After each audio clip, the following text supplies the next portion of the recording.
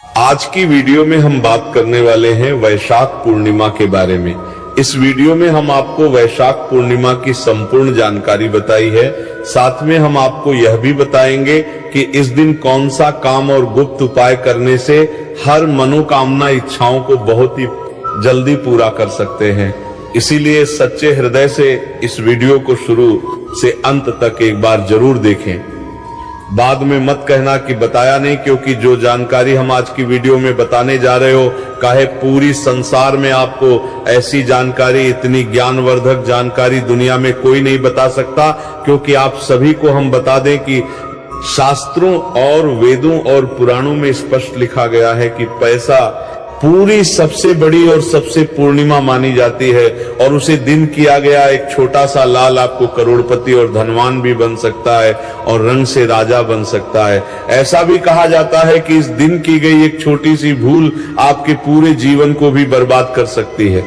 इसीलिए जाने अनजाने में ऐसी गलती ना करे जिससे कि आपको पूरी जिंदगी इसका कष्ट करना पड़े। भक्तों, संपूर्ण जानकारी हम बारी बारी से आपको बताएंगे। चलिए सबसे पहले इसका डेट टाइम से पूरा जान लेते हैं, फिर हम जानेंगे परगुप्त उपाय और साथ में जानेंगे कि किस चीज का दान किस प्रकार से करना है, और वह गुप्त से गुप्त उपाय भी हम आपको आज की ग्रुप वीडियो में प्रोवाइड करावेगी, जो आपके लिए जानना सबसे ज्यादा खास और इम्पोर्टेंट। माताएं बहनों, अभी तक अगर आपने वीडियो को लाइक ना किया हो, चैनल को सब्सक्राइब ना किया हो, तो जरूर वीडियो को लाइक करें, चैनल को सब्सक्राइब करें और ऐसे ही ज्ञानवर्धक वीडियो देखते रहे। और आप अपनी पुकार माता लक्ष्मी, भगवान विष्णु तक पहुंचाने के लिए कमेंट बॉक्स में जय श्री हरि विष्णु, जय माता लक्ष्मी जरूर लिखें, जिससे कि आपकी मनोकामना इच्छा बहुत ही जल्दी पूरी हो जाए। चलिए जान लेते हैं वैशाख पूर्णिमा 2026 में 1 मई 2026 शुक्रवार को पड़ रही है, और यह दिन धर्मदान, स्नान और पूजा के लिए अत्यंत पुण्यकारी माना जाता है। इस दिन का महत्व इसीलिए भी बहुत खास है क्योंकि इसी तिथि पर भगवान बुद्ध का जन्म, ज्ञान प्राप्ति और महापरिनिर्वाण हुआ था, इसलिए इसे बुद्ध पूर्णिमा भी कहा जाता है। अब अगर शुभ मुहूर्त और सटीक समय की बात करें तो पूर्णिमा तिथि की शुरुआत 30 अप्रैल 2026 की शाम लगभग 31 बजे से हो रही है, और इसका समापन 1 मई 2026 की शाम लगभग 6:58 बजे तक रहेगा। इसलिए उदया तिथि के अनुसार व्रत और पूजा 1 मई को ही करना सबसे शुभ रहेगा। इस दिन ब्रह्म मुहूर्त सुबह 41:00 बजे से 4:55 बजे तक रहेगा, जो ध्यान, जाप और स्नान के लिए सर्वोत्तम समय माना जाता है। वहीं अभिजीत मुहूर्त लगभग 11:50 बजे से 12:42 बजे तक रहेगा, जो किसी भी शुभ कार्य की शुरुआत के लिए अत्यंत फलदायी होता है। अगर आप गंगा स्नान या पवित्र नदी में स्नान करना चाहते हैं तो सूर्योदय के समय यानी सुबह लगभग 5:40 बजे से 7:30 बजे तक का समय सबसे उत्तम रहेगा। इस समय स्नान करके सूर्य को अर्घ्य देने से कई जन्मों के पाप नष्ट होते हैं और जीवन में सुख समृद्धि आती है। इस दिन विशेष रूप से दान पुण्य का भी बहुत महत्व होता है, जिसमें जल से भरा घड़ा, चावल, चीनी, वस्त्र, फल और जरूरतमंदों को भोजन कराना अत्यंत शुभ माना गया है। इससे पितरों की कृपा और भगवान का आशीर्वाद प्राप्त होता है। पूजा विधि में सुबह स्नान के बाद भगवान विष्णु और भगवान बुद्ध की पूजा करें, दीपक जलाएं, फूल अर्पित करें और व्रत का संकल्प लेकर दिन भर सात्विक जीवन बिताएं। शाम के समय चंद्रमा को अर्घ्य देकर व्रत का पारण करें। कुल मिलाकर यह दिन आध्यात्मिक उन्नति, मन की शांति और पुण्य अर्जित करने का एक अत्यंत शक्तिशाली अवसर होता है। इसलिए इस दिन को पूरी श्रद्धा और नियम के साथ मनाना चाहिए, ताकि जीवन में सुख, शांति और समृद्धि का वास हो सके। बिना शुद्ध मन और संकल्प के पूजा शुरू कर देना सबसे पहली और सबसे आम गलती यही होती है कि हम सीधे पूजा पाठ में लग जाते हैं, लेकिन मन भीतर से शांत और साफ नहीं होता। देखो, इस दिन की असली ताकत बाहरी दिखावे में नहीं बल्कि अंदर की भावना में होती है। अगर मन में गुस्सा, ईर्ष्या या किसी के लिए गलत सोच चल रही है तो पूजा का पूरा फल कम हो जाता है। इसलिए इस दिन की शुरुआत ऐसे करनी चाहिए कि सबसे पहले खुद को थोड़ा समय दो। सुबह उठकर शांत बैठो, गहरी सांस लो और यह संकल्प लो कि आज के दिन मैं किसी के लिए बुरा नहीं सोचूंगा। जब तक मन स्थिर नहीं होता तब तक पूजा में भी वह शक्ति नहीं आती जो आनी चाहिए। जैसे ही तुम मन को साफ करोगे, अगला हर कदम चाहे स्नान हो, दान हो या जप, सब अपने आप असर दिखाने लगेगा। ब्रह्म मुहूर्त और स्नान को हल्के में लेना।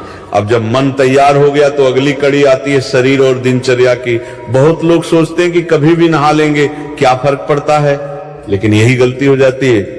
वैशाख पूर्णिमा पर सुबह का समय, खासकर ब्रह्म मुहूर्त, बहुत शक्तिशाली माना गया है। इस समय किया गया स्नान और ध्यान सीधा मन और आत्मा को जोड़ता है।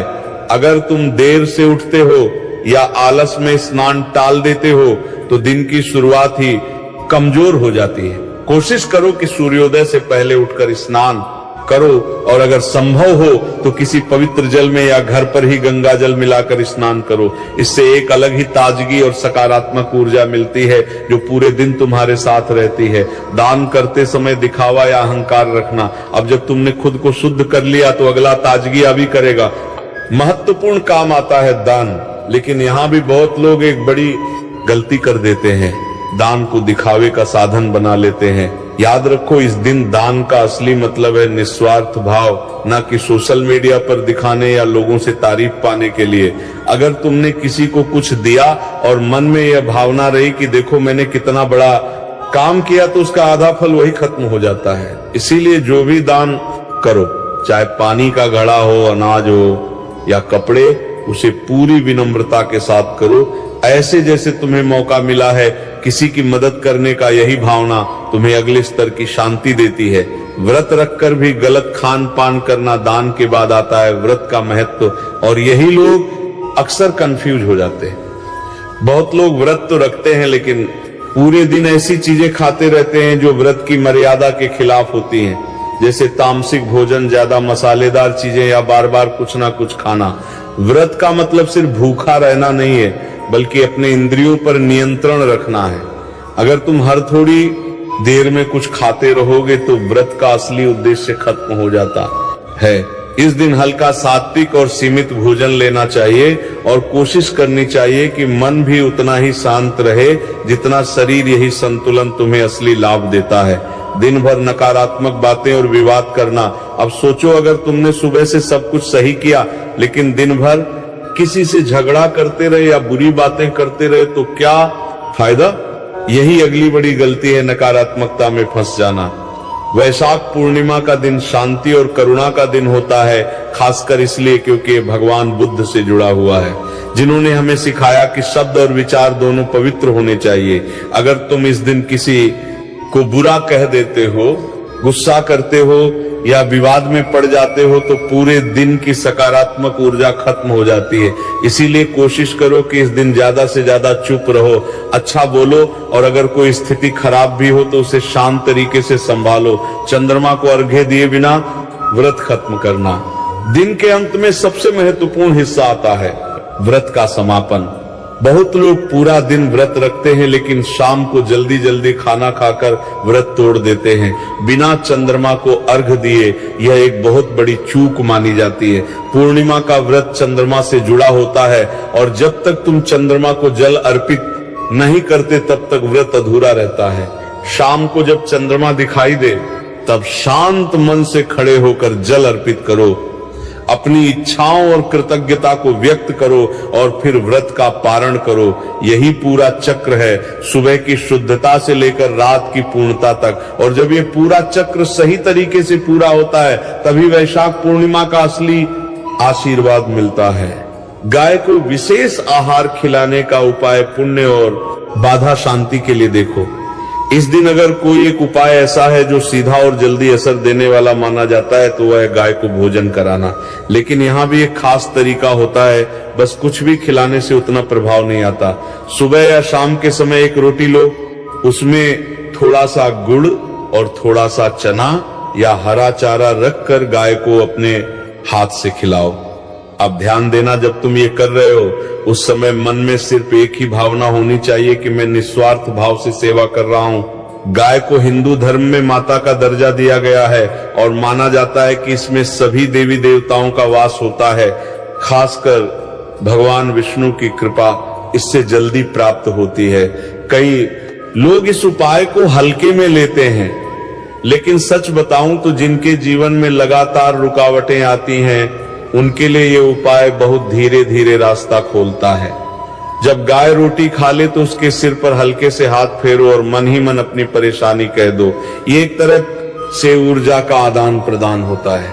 अगर तुम ये उपाय लगातार श्रद्धा से करते हो तो तुम्हें खुद महसूस होगा कि मन हल्का हो रहा है और चीजें अपने आप सही दिशा में जाने लगी हैं।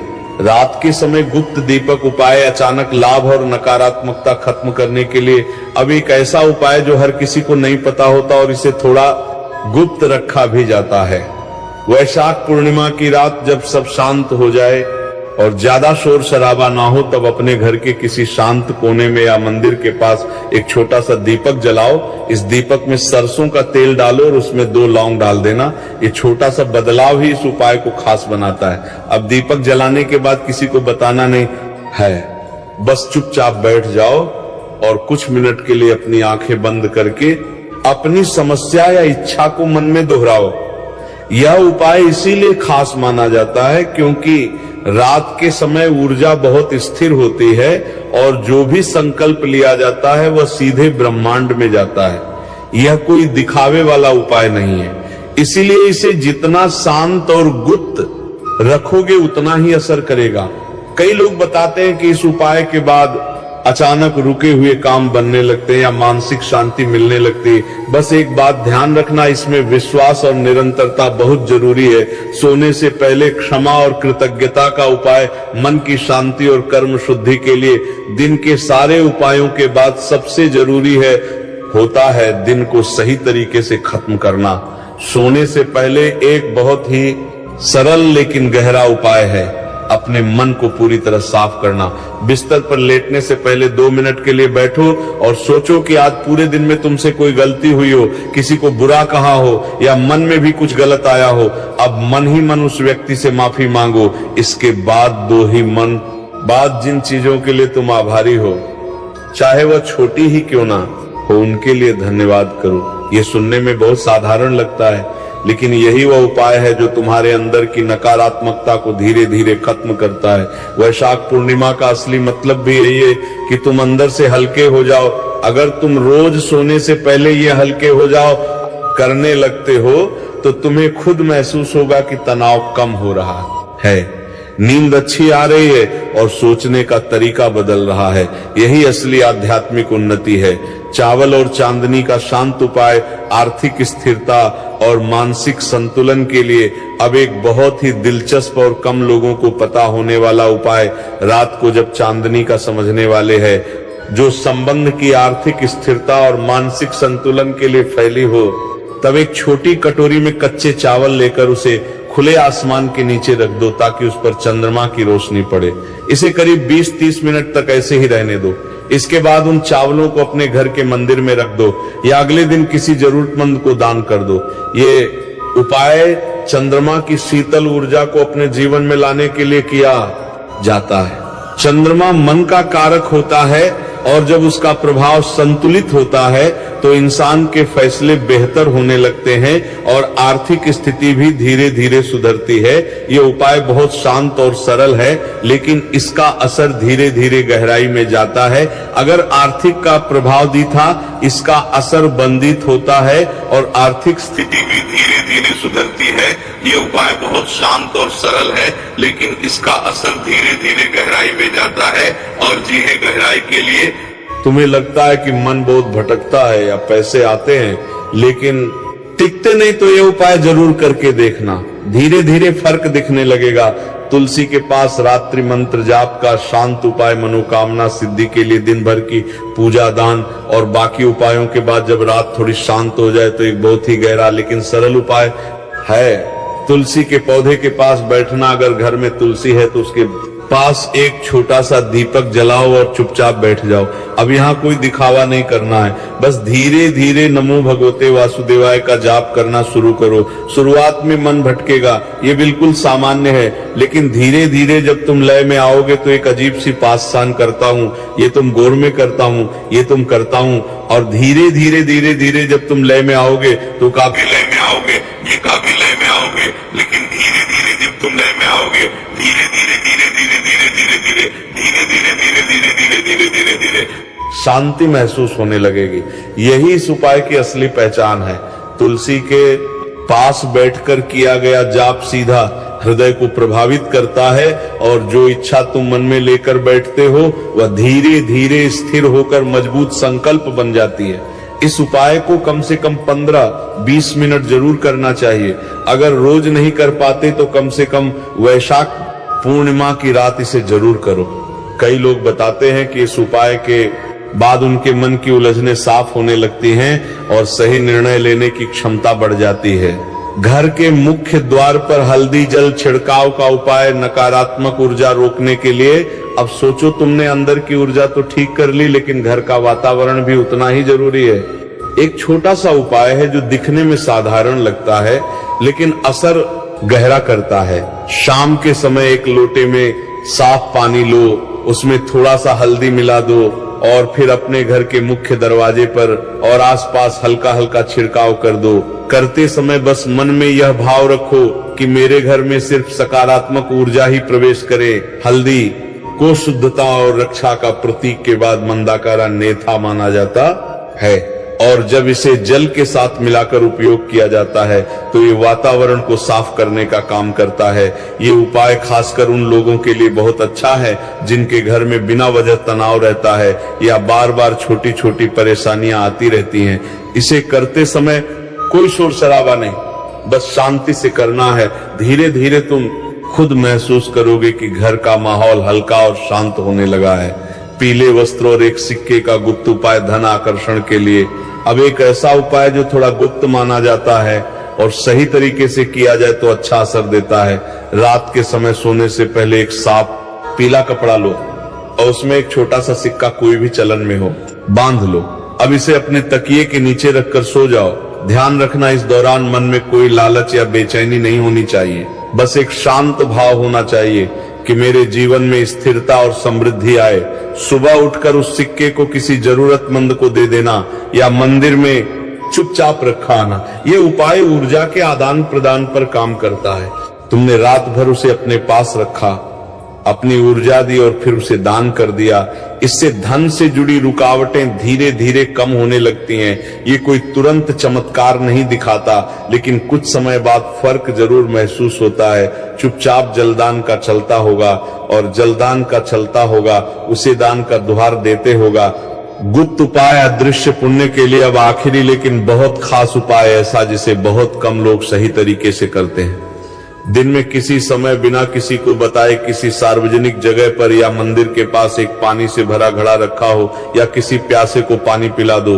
ध्यान रखना, इसका जिक्र किसी से नहीं करना है, यहाँ तक कि अपने घर वालों से भी नहीं। ये गुप्त दान कहलाता है और इसका प्रभाव बहुत गहरा माना जाता है। जब तुम बिना किसी पहचान या तारीफ की इच्छा के कुछ करते हो तो उसका फल कई गुना बढ़ जाता है। ये उपाय तुम्हारे जीवन में अचानक आने वाली मदद, सही समय पर सही मौके और अनजाने सहयोग के रूप में सामने आता है। कई बार हम समझ भी नहीं पाते कि चीजें कैसे ठीक हो गई। यही इस उपाय की असली खूबी है। चंदन, तिलक और मौन साधना का उपाय मानसान और मानसिक स्थिरता के लिए। देखो, कई बार इंसान सब कुछ कर लेता है, पूजा दान व्रत, लेकिन फिर भी मन भटकता रहता है और लोगों से सम्मान भी नहीं मिलता। ऐसे में एक बहुत ही सूक्ष्म लेकिन असरदार उपाय है चंदन का तिलक और थोड़ी देर मौन साधना। सुबह स्नान के बाद या शाम के समय अपने माथे पर हल्का सा चंदन लगाओ। अब ये सिर्फ तिलक नहीं है, इसे लगाते समय मन में एक भावना रखनी है कि मेरा मन ठंडा और स्थिर रहे। इसके बाद 10-15 मिनट तक बिना कुछ बोले, बिना मोबाइल देखे बस शांत बैठ जाओ। शुरुआत में अजीब लगेगा, लेकिन धीरे धीरे यही मौन तुम्हारे अंदर की आवाज को साफ करता है। चंदन ठंडक का प्रतीक